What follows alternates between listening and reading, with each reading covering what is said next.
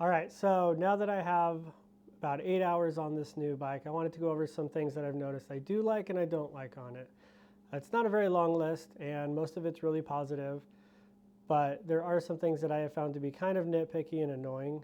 And this is especially my first KTM. I've always been a Yamaha guy, so it's a little different from me, but there are some things that I've really enjoyed. First thing though is going to be the airbox. This is definitely a plus to me because it's super easy to access, get to it quickly, versus the old style as well. They've changed it just slightly because now here, instead of having that extended little like poking area where it would rip through your filter, it's flat. So that's a nice bonus. And then the filter design has changed. While these may seem the same, they're actually different because how they go on, they can only go on one way now. I really like that. And it's incredibly easy to pop a filter in and change it out. So no tools, nice and quick, and then everything's put together and you're done. All right, moving on. I also really do like this skid plate. So nice, really thick material here all throughout, and it mounts up really well, except for I have one gripe. So you have a hole here for mounting it, and then you have this hole. See if we can show it right here. You have the same on both sides. You have a hole there on the other side and a hole here on the other side for the frame. The downfall with that is getting to it with the kickstand down. Can't do it while it's on a bike stand because the bike stand's on the skid plate.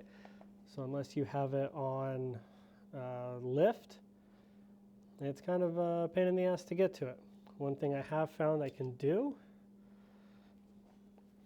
is if you come around the back side, you can kind of get to it at an angle.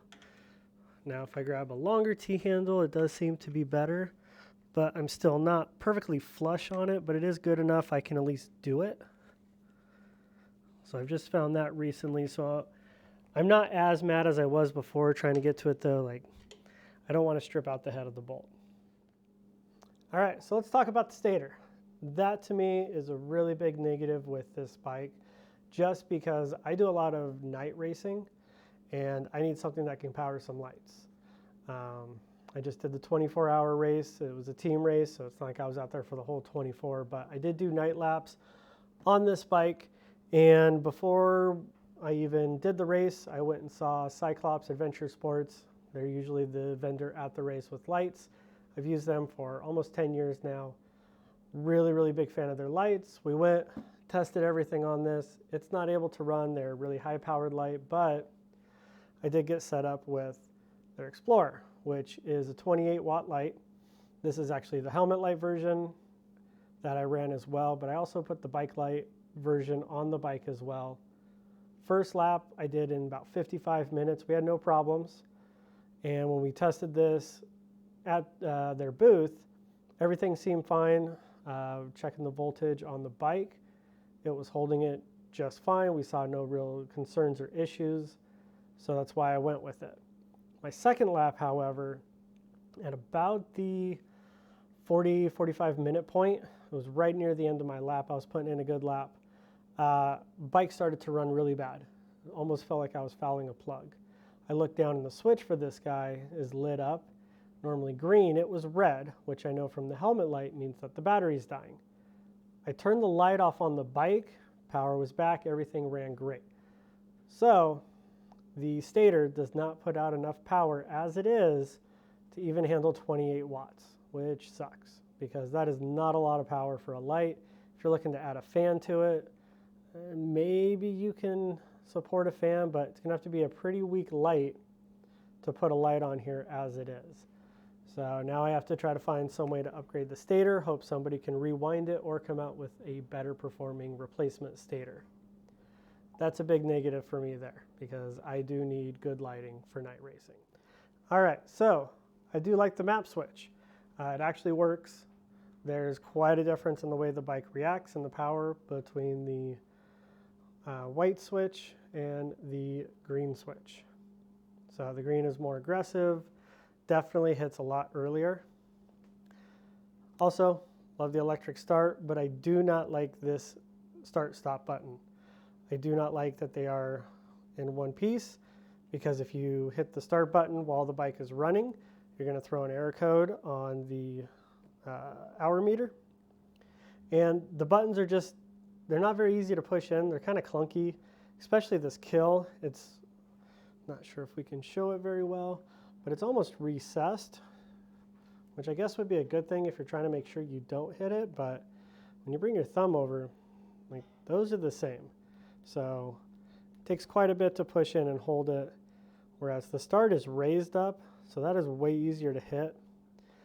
I don't know if I would prefer them to be reversed or if I would just like them separate, but as it is, I'm not really a fan of that.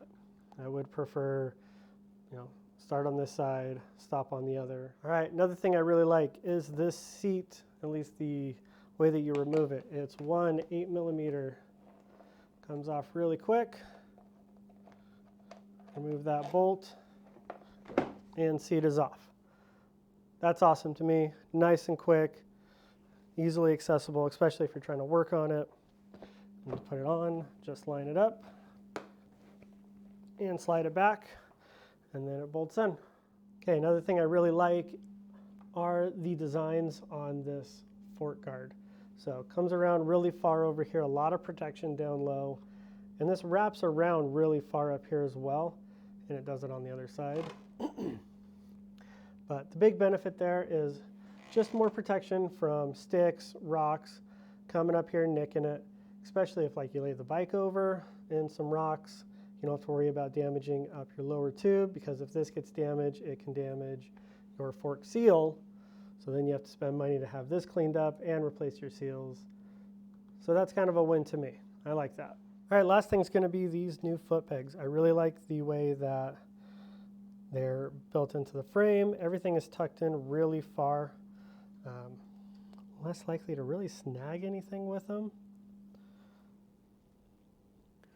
But huge platform for your feet, but at the same time, keeps it all in, keeps it close.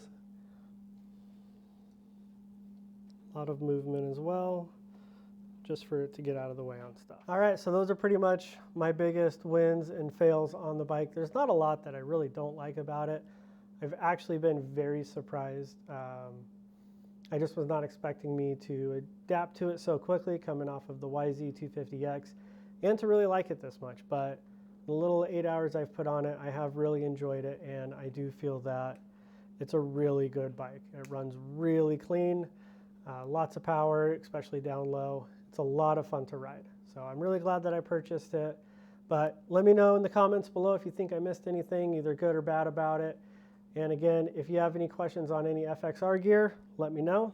I'll shoot you a discount code and answer any of those questions for you to get you set up for the 2023 season.